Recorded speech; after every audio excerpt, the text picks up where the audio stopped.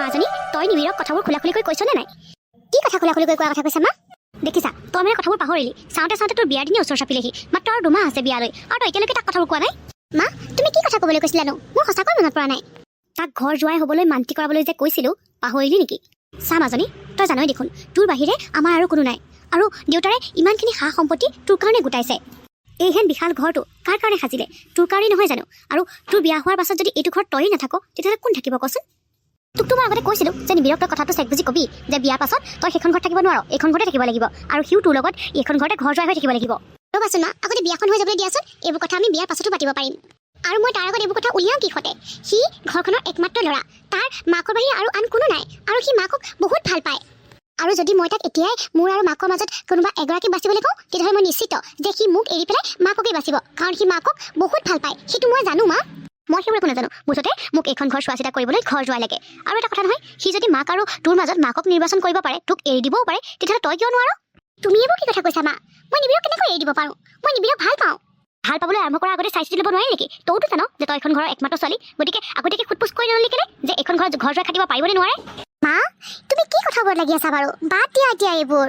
মোৰ বিয়ালৈ আৰু মাত্ৰ 2 মাহ আছে। এই 2 মাহ তুমি মোক এইবোৰ কথা কৈ আমনি নকৰিবা প্লিজ। মই কৈছোঁ নহয় মই চেষ্টা কৰিম বুলি, বিয়াৰ পাছত চেষ্টা কৰিম, এতিয়া নহয়। বোৱাৰী উঠিলা? অঁ মা, বেয়া নাপাব দেই, ইমান দেৰি যে হ'ল গমেই নাপালোঁ। কি কথা কৈছা বাৰু বোৱাৰী? কিয় বেয়া পাম মই? তোমাৰ যে ভাগৰ লাগি আছে বা টোপনি ক্ষতি হৈ আছে, সেইটো মই বুজি পাইছোঁ নহয়। হ'ব দিয়া, একো নাই। তোমাৰ যেতিয়ালৈকে মন যায়, যেতিয়ালৈকে টোপনি নাভাঙে, তেতিয়ালৈকে শুবা। তথাপিতো মা, তেতিয়ানো 10টা বাজিলে ধৰিবই নোৱাৰিলোঁ। নিবিৰ ক'ত গ'ল মা? তুমি তোমাৰ নিবিৰৰ কথা চিন্তা কৰিব নালাগে। সি ইতিমধ্যে চাগে অফিচ পালেগে। অফিচ পালেগে? হেৰি, একো নোখোৱাকে গ'ল মানে? নাই যোৱা বোৱাৰী, তোমাৰ প্ৰতিদেৱে খালী পেটে অফিচলৈ যোৱা নাই। চববোৰ খাই একদম পেট ফুলাইহে গৈছে। আমি দুজনীহে বাকী আছোঁ। মই তাক খোৱা বোৱা সকলোখিনি যোগাৰ দি দিলোঁ, আৰু তাৰ কাৰণে টিফিনো দি পঠিয়ালোঁ। তুমি এইটো চিন্তা কৰিব নালাগে। মা আপুনি বেয়া নাপাব, কাইলৈ পৰা এনেকুৱা নহয়, আজিহে ইমান দেৰি হৈ গ'ল। তুমি যে বাৰে প্ৰতি বেয়া নাপাব মা বুলি কৈ আছা, এই সাৰ আঁতৰোৱাচোন। মোৰ শুনি আমনি লাগিছে কিন্তু দেই। আৰু এটা কথা নহয়, মই এইবোৰ কাম আগতেও কৰিছোঁ নহয়, তুমি অকণো চিন্তা কৰিব নালাগে। তুমি ৰাতিপুৱা জাজটো নামাৰিলেও হ'ব দিয়া। মই আছোঁ নহয়, মই যেতিয়ালৈকে কৰিব পাৰোঁ, যেতিয়ালৈকে মোৰ দেহাই টানি থাকে, তেতিয়ালৈকে মই কৰি থাকিম। তুমি ৰাতিপুৱা অকণমান শুবা দিয়া। চোৱা বোৱাৰী, মোৰ ছোৱালী নাই, গতিকে তোমাকে মই বোৱাৰী সলনি ছোৱালী বুলি ভাবিব পাৰোঁনে? মা এইটোনো বাৰু সুধিবলগীয়া কথা নে? মোৰ কাৰণে এইটো পৰম সৌভাগ্যৰ কথা হ'ব যে আপুনি মোক বোৱাৰী নহয় ছোৱালী বুলি ভাবিব। হ'ব দিয়া মাজনী, ব'লা আমি এতিয়া খাই লওঁগে। মোৰ কিন্তু পেটে মাতি গৈছে দেই। ইমান পৰলৈ ৰৈ নাথাকোঁ নহয়, তাৰ লগতে কিবা এটা খাই দিওঁ। আজি পিছে তোমালৈ ৰৈ দিলোঁ যে, সেইকাৰণে ভোকটো লাগি গৈছেগৈ আৰু। ব'লা সোনকালে খাই লওঁগে ব'লা। আপুনি দেখোন নিবিৰৰ লগতে কিবা এটা খাই দিব পাৰিলেহেঁতেন। কি কথা কৈছা মাজনী? মই যদি নিবিৰৰ লগত খাই দিলোঁহেঁতেন, তুমি এতিয়া অকলে খাবলগীয়া নহ'লহেঁতেন জানো? ব'লা, তুমি বাৰু মই থাকোঁতে অকলে খাবানে? মা মোৰ অকলে খোৱাৰ অভ্যাস আছে নহয়। মানে মই ঘৰত প্ৰায় অকলেই খাওঁ। মা দেউতাৰ মোৰ লগত খাবলৈ সময়ে নাথাকে। মা মিটিঙে ঘূৰি থাকোঁতেই যায়, আৰু দেউতা বিজনেছৰ কামত। গতিকে আপুনি খাই দিব দিয়ক ইয়াৰ লগত, মই অকলেই খাম আৰু। কি কথা কৈছা মাজনী? তুমি তোমাৰ ঘৰতো বেলেগ পৰিৱেশ পাইছিলা, আৰু ইয়াতো বেলেগ পৰিৱেশ পাবা। মই তোমাক কোনো দিনাখনেই অকলে খাবলৈ নিদিওঁ। সদায় তুমি মোৰ লগতে খাবা, হ'ব? হ'ব মা। আজি মই বহুদিনৰ মূৰত চিকেন বিৰিয়ানী বনাইছোঁ। জানো বোৱাৰীয়ে কেনেকুৱা পায়। সোণটোৱে বাৰু খাই ভালেই পায় মোৰ হাতৰ বিৰিয়ানী। বোৱাৰীয়ে বা কেনেকুৱা পায়। মা আপুনি সেই অথনিয়ে পাকঘৰত সোমাইছিলে নহয়, ইমান দেৰিনো কি কৰি আছে পাকঘৰত? আৰু ইমান ধুনীয়া গোন্ধাই আছে, একদম বাহিৰলৈকে গোন্ধটো গৈছে। কি বনাইছে মা? এই মাজনীক কি বনাইছে মানে চিকেন বিৰিয়ানী বনাইছিলোঁ। জানো কেনেকুৱা হয় খাবলৈ। সোণটোৱে বাৰু ভালেই পায়, এতিয়া তুমি বা কেনেকুৱা পোৱা? সোণটোৱে কৈছিলে মানে মোক তুমি হেনো চিকেন বিৰিয়ানী খাই খুব ভাল পোৱা, সেইকাৰণে বোলো আজি বনাই পেলাই খুৱাওঁ বুলি ভাবিলোঁ আকৌ। মা আপুনি মোৰ কাৰণে চিকেন বিৰিয়ানী বনাইছে? অঁ, চিকেন বিৰিয়ানী খাই মই খুব ভাল পাওঁ। মোৰ খুব ইচ্ছা আছিল ঘৰত মাৰ হাতেৰে চিকেন বিৰিয়ানী খাবলৈ, কিন্তু মাৰ ওচৰত মোক যে চিকেন বিৰিয়ানী কিবা এটা সৰু বস্তু ৰান্ধি খুৱাবলৈও সময় নহ'ল। বহুতবাৰ কৈও মই মাৰ হাতেৰে চিকেন বিৰিয়ানী এসাঁজ খাবলৈ নাপালোঁ, আৰু এতিয়া আপোনাৰ হাতেৰে খাম। বোৱাৰী তুমি অকণো চিন্তা নকৰিবা, জানা মই ৰান্ধি বাঢ়ি খুৱাই খুব ভাল পাওঁ। তোমাৰ যেতিয়াই যি খাবলৈ মন যায় মোক ক'লেই হ'ল, মই তোমাক ৰান্ধি খুৱাম নহয়। আৰু ঘৰত তোমাৰ মাৰ সময় নহ'ল কি হ'ল, এজনী মাৰ ওচৰত এতিয়া বহুত সময়। তোমাক যেতিয়াই যি মন যায় তাকে ৰান্ধি খুৱাব পাৰিব। কি হ'ল মা, তুমি মোক কিয় ইমান ল'ৰালৈকে মাতি পঠিয়ালা? মোৰ কথা বাদ দেচোন, তোৰ কি হ'ল? শাহুৱেৰৰ ঘৰখন পোৱাৰ পাছত তই যে মাৰ বাপেহালক একেবাৰে পাহৰিয়েই পেলালি। তোৰ বিয়া হৈ যোৱা আজি 7-8 মাহ হ'ল। তই আহি ঘৰত এখন্তে থকাটো দূৰৰে কথা, তই যে ফোনতো কথা পাতিবলৈ সময় নাইকিয়া হ'ল। কিয়?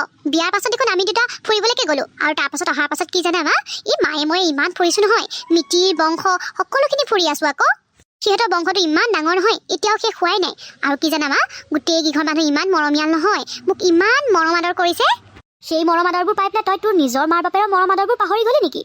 বিয়াৰ আগত যে মই তোক কথা এটা কৈছিলোঁ সেই কথা তই নিবিৰৰ লগত আলোচনা কৰিলি নে নাই? কোনটো কথা মা?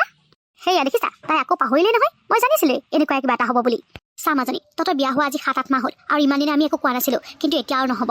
তই সিহঁতৰ ঘৰত থকাৰ দিন সমাপ্ত হ'ল। তই আৰু জোঁৱাই ইয়াত থাকিব লাগিব এতিয়াৰ পৰা। নাজানো তই কেনেকৈ কৰ, কিন্তু তই জোঁৱাইক এইখন ঘৰত ঘৰ জোঁৱাই হ'বলৈ মান্তি কৰাব লাগিব। আৰু তই যদি নোৱাৰ, দেউতাৰে মোক কথা পাতিবলৈ কৈছে নিবিৰৰ লগত। মা, তোমালোকে মোক ভুল নুবুজিবা, কিন্তু মই সেইটো কাম কৰিব নোৱাৰিম। কি তই নোৱাৰিম বুলি কৈছ যে? পাহৰিলি নেকি তই বিয়াৰ আগত কি চুক্তি কৰিছিলি? নাই পাহৰা। হয়, মই কৈছিলোঁ যে বিয়াৰ পাছত নিবিৰক মই যেনে এইখন ঘৰত থাকিবলৈ, এইখন ঘৰৰ ঘৰ জোঁৱাই হ'বলৈ মান্তি কৰাম, কিন্তু এতিয়া কৈছোঁ মই নোৱাৰোঁ মা। নিবিৰক নিজৰ মাকক এৰি এইখন ঘৰত থকাটো কি? ময়ে সেইগৰাকী মাক এৰি থৈ এইখন ঘৰত থাকিব নোৱাৰোঁ মা। আজি 6-7 মাহে তেখেতে মোক যিখিনি মৰম দিছে, নিজৰ ছোৱালী বুলি ভাবি মোক যেনেকৈ আলপৈচান ধৰিছে, সেইখিনি মই কেতিয়াও পাহৰিব নোৱাৰোঁ। বেয়া নাপাবা মা, কিন্তু তোমালোকৰতো মোৰ কাৰণে অকণমান সময়ো নোলাইছিলে। দেউতা বিজনেছৰ কামত ব্যস্ত আৰু তুমি মিটিং কৰি ফুৰাত ব্যস্ত, আৰু মই ঘৰত অকলে দিন পাৰ কৰিছিলোঁ। তোমাৰ মৰমৰ মাত এষাৰ পাবলৈ বা তোমাৰ লগত ক'ৰবালৈ এখন দেশ যাবলৈ মোৰ খুব মন গৈছিল। তোমাৰ হাতেৰে কিবা এটা খাবলৈ মোৰ খুব মন গৈছিল, কিন্তু তুমি সেইবোৰ মোৰ কাৰণে কৰিব পৰা নাছিলা, কাৰণ তোমাৰ ওচৰত সময়ৰ অভাৱ। কিন্তু কি জানাবা, নিবিৰৰ মাকে মোক সেইখিনি সকলো মৰম দিছে যিখিনিৰ পৰা তুমি মোক বঞ্চিত কৰিছিলা। গতিকে এনেকুৱা এগৰাকী মৰমীয়াল মাকৰ পৰা পুতেকক আজৰি আনি মই এইখন ঘৰত বন্দী কৰিব নোৱাৰোঁ। আৰু মা, ময়ো নিশ্চিত যদি মই সেইখন ঘৰ এৰি ইয়াত থাকিবলগীয়া হয়, আকৌ মই মৰমৰ পৰা বঞ্চিত হ'ম। গতিকে তোমালোকে মোক বেয়া নাপাবা। দেউতাক কৈ দিবা, তেখেতে নিজৰ জীয়েকৰ কাৰণে ইমান ডাঙৰ অট্টালিকা সাজিলে সঁচা, কিন্তু ইয়াৰ ভিতৰত যে মৰমখিনিকেই নিদিলে। মাজনী, তই এতিয়া তেনেকুৱা কৰিলে নহ'ব নহয়। আমি তোক লৈ বহুত আশা কৰিছিলোঁ। ভাবিছিলোঁ আমাৰ জীৱনৰ শেষ সময়ছোৱাত তোকেই আমাৰ সঁহাৰি হিচাপে লৈ এইখন ঘৰত ধুনীয়াকৈ জীয়াই থাকিব পাৰিম। তোমালোকে যে তোমালোকৰ কথা চিন্তা কৰিছা, এবাৰ নিবিৰৰ কথা চিন্তা কৰা নাই কিয় মা? তোমালোকৰ বাবে মই যেনেকৈ সঁহাৰি, তেনেকৈ নিবিৰৰ মাকৰ বাবে নিবিৰেই সঁহাৰি নহয় জানো? তোমাৰ ওচৰততো দেউতাও আছে, কিন্তু ভাবাচোন মা, নিবিৰৰ মাকৰ ওচৰততো দেউতাকো নাই। মই এইটোতো কোৱা নাই যে তোমালোকক মই একেবাৰে এৰি দিম। মই মাজে সময়ে আহি থাকিম নহয়, কিন্তু একেবাৰে আহি থকাৰ কথা নক'বা মা। মই সেইগৰাকী মাক এৰি থৈ আহিব কেতিয়াও নোৱাৰোঁ। হ'ব দে, তোক যদি নিবিৰৰ মাকে ইমানেই মৰমেৰে আঁকোৱালি লৈছে, তেতিয়াহ'লে তোক সেই মৰমৰ পৰা মই বঞ্চিত নকৰোঁ। দেউতাৰকো বুজাই দিম। তই ঠিকেই কৈছ মাজনী, আমিবোৰ নিজৰ কামত ইমানেই ব্যস্ত হৈ গ'লোঁ যে তোক অকণমান সময় দিবলৈও পাহৰি পেলালোঁ।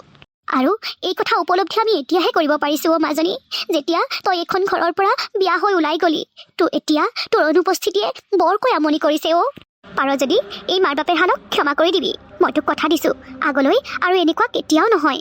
যা গৈ যা, তোৰ চাগে শাহু মাৰজনীয়ে তোৰ কাৰণে বাট চাই আছে।